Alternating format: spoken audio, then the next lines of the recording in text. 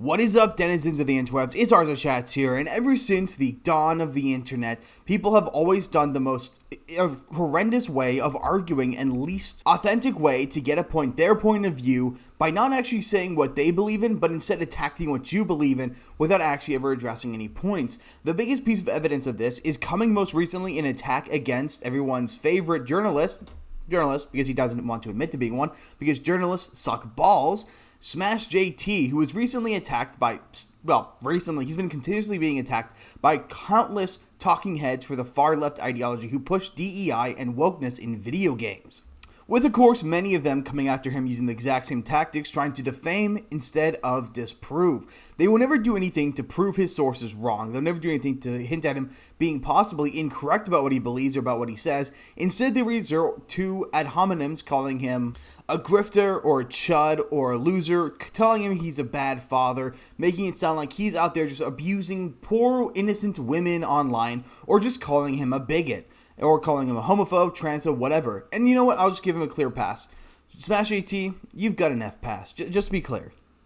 But the point is, people keep going on, and they keep doing all these disgusting ad hominems and invectives designed to devalue SmashJT as a person, even though they're not based in reality. The most common person who does this is everyone's least favorite Kotaku journalist, or ex-Kotaku journalist, as she was most likely fired recently, Alyssa Mercante, or as most people like to call her, the Mercunti, in which she has on many occasions gone after and attacked SmashJT, calling him a bad father, implying that he's a horrible person to his daughter, tried to contact his wife and get her to leave him after telling her that SmashJT was someone who abused women online, because that's not going to work, calling SmashJT's former business from 5 years ago to try to get him fired from the place he doesn't work at anymore and hasn't worked at in several years, because that's the level of disgusting pettiness and lack of morality the people we're dealing with have.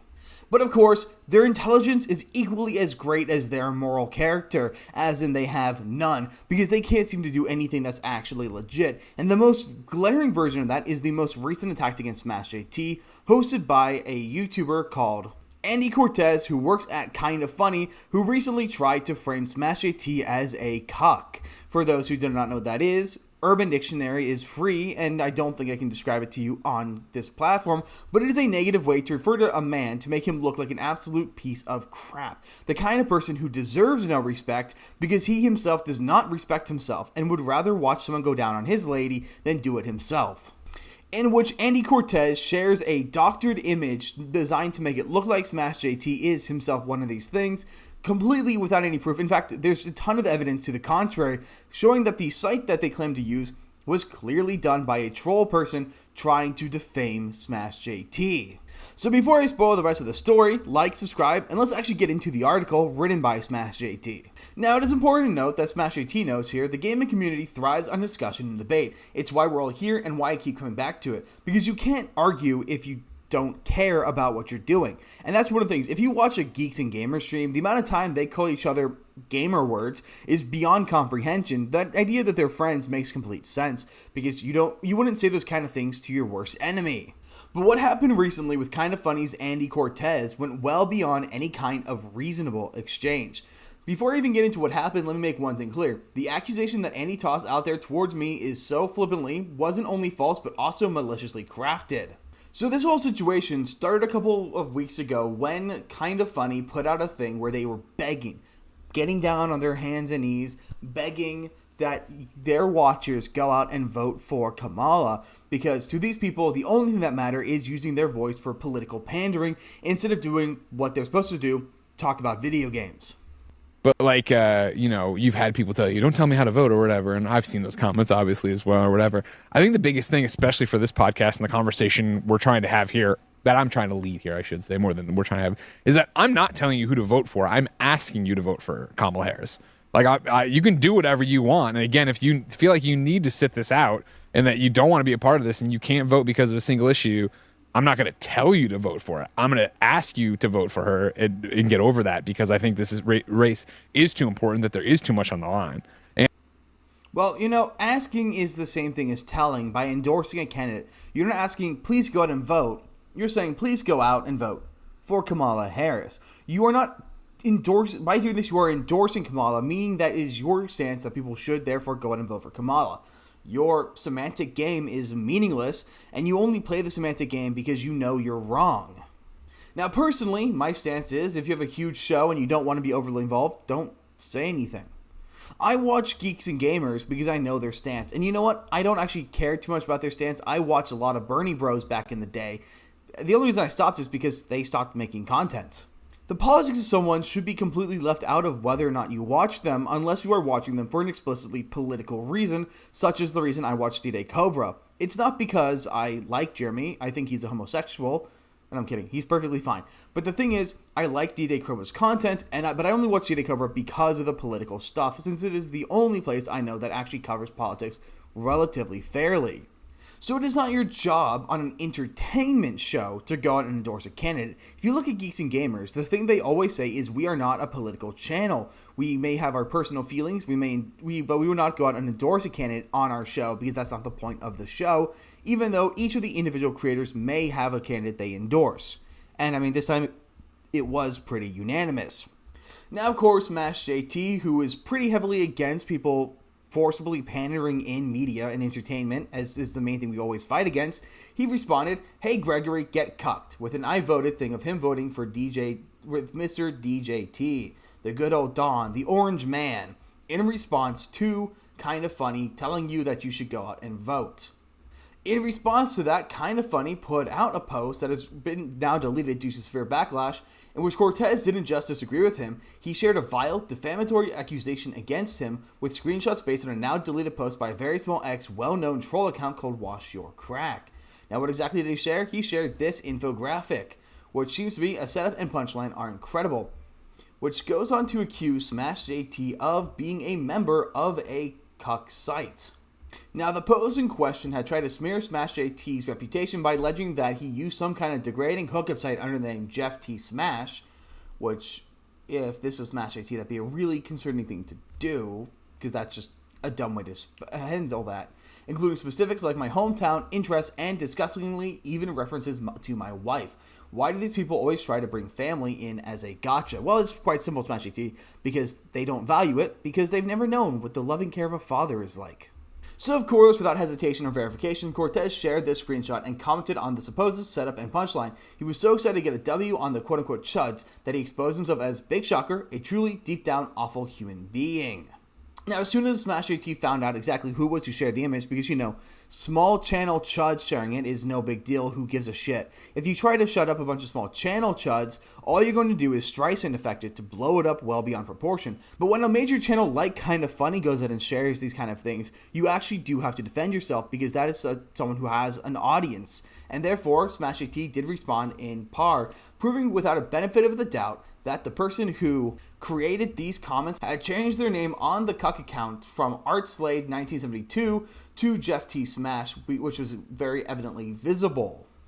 Now, Cortez did respond to this. I'll delete it because I'm not a complete piece of shit, only about 90%, when it comes to dealing with you all. Sorry you were harassed. I know you did never bother to attack anybody on this website. That was clearly a backhanded thing, but whatever. And then SmashJT responds, a simple sorry that was completely out of line would have sufficed. Your backhand at trying to be funny in an apology to try and downplay what you just did here is noticed, but not appreciated. That was super shitty thing to do to someone. Now, this is all coming on the heel of another instance where Kind of Funny had been getting a lot of backlash after they tried and kind of failed to defend DEI. You fucking need DEI because you wouldn't have jobs if DEI didn't exist.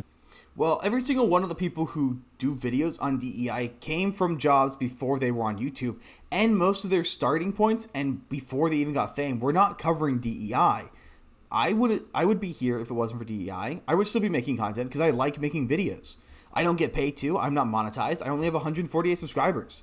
And when I get monetized, it won't just be because of DEI. It'll be because I put in the effort into my videos, although very low amounts of effort. So I don't want to hear that all of us only have jobs because DEI, because this isn't my job.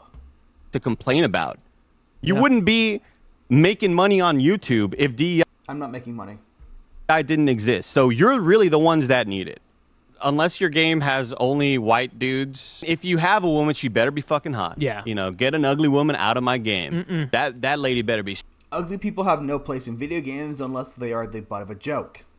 Super smoking hot. Yep. That's the way they think, right? Back in the day, game development studios were primarily white dudes, and they didn't really think about diversity. And that's one thing, right? Well, no, they didn't. Well, yes, they didn't think about diversity because diversity doesn't matter. Right? It was a lot rarer to find non-white dudes in game development. And Non-white dudes frequently create white characters, and white dudes frequently create black characters. There are a ton of games that have been made exclusively by, Halo has one of the best black characters ever created in a game. Everybody loves Sergeant Johnson.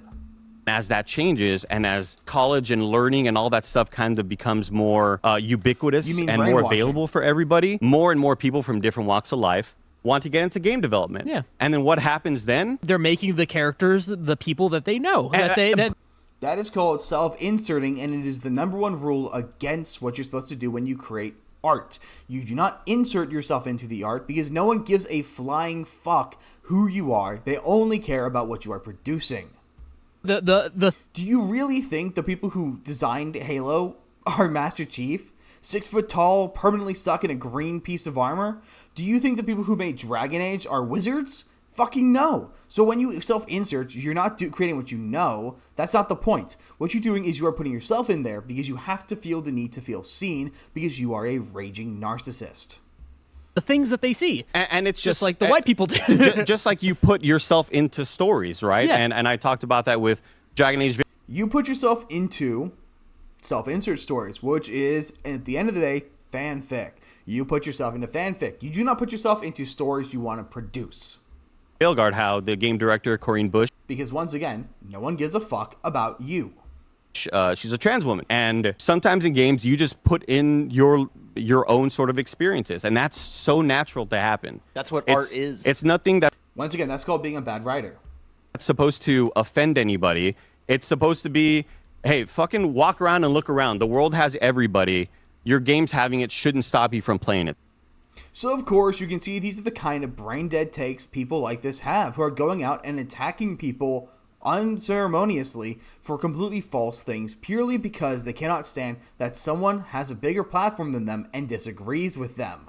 Now, according to SmashJT, after the weak apology and a bunch of other stuff going on, Andy reached out to him in DM, seemingly to ensure that I wouldn't consider moving forward with any kind of legal action. Because let's be honest, when you make those kind of statements that you know are false or are easily proven false, all you are doing is you're opening yourself up to a slander suit. Because that is what he did. This could 100% damage SmashJT's brand, his reputation, and the perception of him online and in person. I mean, very recently, there's a streamer who completely had his fan base torn apart because some troll managed to find old videos of him performing in porn that completely destroyed his entire persona online for at least a little while, though I haven't heard of him since, and I don't know what the guy's name was. So these kind of accusations could destroy someone's career. So SmashJT, however, being a man of actual integrity, refuses to share any of the DMs, but he is willing to share one that he sent to Andy. Well, I'm not going to argue that, but there's a huge audience on here that sees through the bullshit and ignores the drama. When a known entity like yourself steps in it, it takes on a different meaning. It gives it credence. People trust and believe you. If it becomes a trend, people will label you, and it's really hard to shake the image once it gets stamped on you. Again, I'm not trying to say I'm perfect either, but I've learned a lot about how to react instead of attack more often than not, and when I do go on the offensive, like for example saying get cucked to Greg, it was a tad aggressive, agreed, but if I were to speak to Greg like I'm talking to you right now, I tell him making a video and posting to urge viewers to vote for a specific candidate might just be the dumbest thing someone who has worked on the game industry could do. Because there is a major echo chamber for lefties in the industry that are completely blind to the middle and the right side of gamers out there. And if you want to win the gamers over, then revive Kinda Funny. You need to embrace the gamers and work for them, with them, be their voice, and they just want to be heard, not told how to think or what to do. And that's very much true. The majority of the gamers do not give two flying fucks about whatever the hell you are saying politically. Here's the thing. When we oppose DEI, when we oppose wokeness, when we oppose intersectionality, whatever you want to call it, it is not a call for conservative games. If I had games telling me to go be a Bible thumper, I would have just as many problems as if they are trying to force me to be LGBT. I don't need to be forced, I already am. But the point is, I don't like either way. I don't want to be told how to think or who to like or who to vote for. I want to be playing neutral games.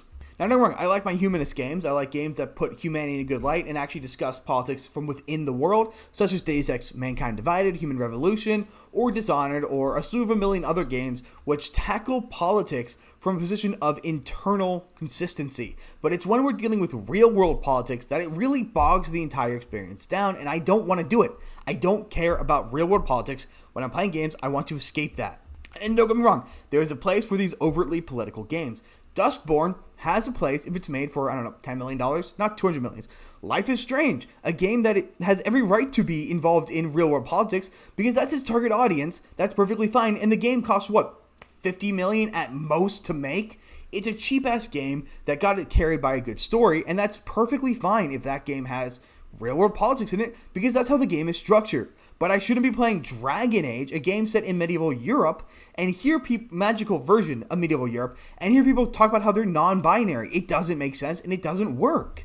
We don't want to be pandered to either way. We just want good games, good stories, and neutral storytelling. But Andy really just proves one of the big issues with gaming. It is filled to the brim with activists infiltrating the gaming world, far more interested in pushing his ideology than actually engaging with the medium itself. To me, he's no different from countless journalists out there today who treat gaming as a platform for their own agendas rather than create a space for genuine community and passion. It's too bad too, because deep down, I do actually see a good person in there.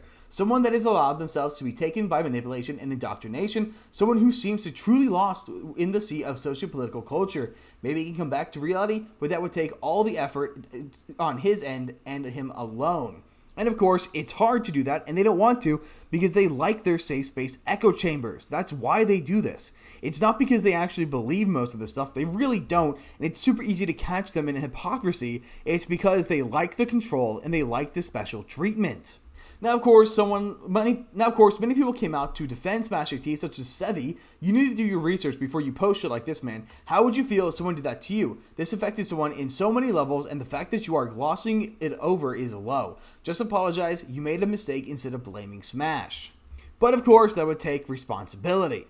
And that's the thing. These people, they're not capable of individual responsibility. They don't give a shit to be responsible because it means being honest. And if you're honest, then you'll realize that everything that they stand for is a joke, is fraudulent, and is inherently stupid. And when they come to that realization, they've realized they spent the last 10 years of their life basically lying to the audience and themselves, and that's not an easy thing to go through. Do you know how incredibly hard it is to look at yourself and realize everything I've believed over the last 10 years is wrong? Everything I've fought for was a folly, and everything I did was pointless because I empowered the wrong group. It's not easy, and I don't blame them for not doing it, but that means I would give all the more praise to someone who can do it. And this is the perfect opportunity for someone like him to come out and do that because he's been shown the inherent toxicity and the inherent danger in the far-left ideology that he spouts. Now, do I think he's going to come to the light and do that? No. Hell no. Absolutely not. I guarantee you he has no interest in that because it'll cost him all of his friends. I mean, just look at this. Someone in his own group was kicked out for making a very innocent joke, as SmashJT actually chronicled on that document, where Colin Moriarty went several ways away from kind of funny because of a funny joke he made about International Women's Day, stating at finally a day peace and quiet on hashtag a day without women, which was a really dumb movement where women insisted on removing themselves from society for a day to show us how badly we need them, and the world just kept on turning because, well, you know, men do the dangerous jobs. Sorry, just gonna say that. But yeah, so these people have always been ideologically captured and wholeheartedly indoctrinated by these ideologies, so I doubt that they're going to do anything to come out and say it, because if he says anything even slightly wrong, he's gone for good. All of his friends, all of his connections burn to a crisp in the matter of seconds. And that is the inherently toxic and dangerous ideology that the left espouses, because it does not allow for debate, it does not allow for discussion. If you disagree, you are immediately excommunicated. But you know what? If you come over here, we'll give you a much more opening and embracing community where even those who make the biggest of mistakes are always welcome back if they can understand what they did wrong and can properly apologize for it. But that's pretty much all I've got. Let me know down in the comments what you guys think about this, and I will see you guys on the next one.